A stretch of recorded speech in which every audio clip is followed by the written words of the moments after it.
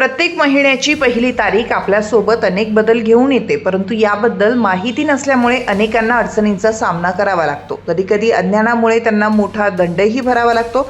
म्हणूनच आम्ही तुम्हाला काही महत्त्वाच्या गोष्टी सांगत आहोत, ज्या 1 फेब्रुवारीपासून बदलणार आहेत. त्यांचा थेट परिणाम तुमच्या खिशावरही होऊ शकतो. LPG सिलेंडरच्या किमती. दर महिन्याच्या पहिल्या दिवशी तेल विपणन कंपन्या LPG सिलेंडरच्या किमतींचा आढावा घेतात आणि नवीन दर जाहीर करतात. यावेळीही 1 फेब्रुवारी रोजी सिलेंडरच्या किमतीत बदल होण्याची अपेक्षा आहे. 1 जानेवारी रोजी तेल आणि गॅस मार्केटिंग कंपन्यांनी LPG सिलेंडरच्या किमतीत कपात केली होती. 19 किलो सिलेंडरच्या किमतीत 14.50 रुपयांची कपात करण्यात आली होती. तर घरगुती सिलेंडरच्या किमतीत कोणताही बदल झाला नव्हता. UPI व्यवहार नियम.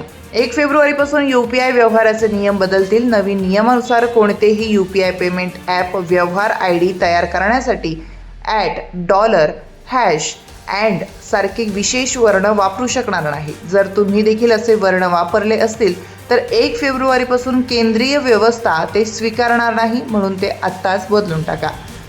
बँकेशी संबंधित नियम.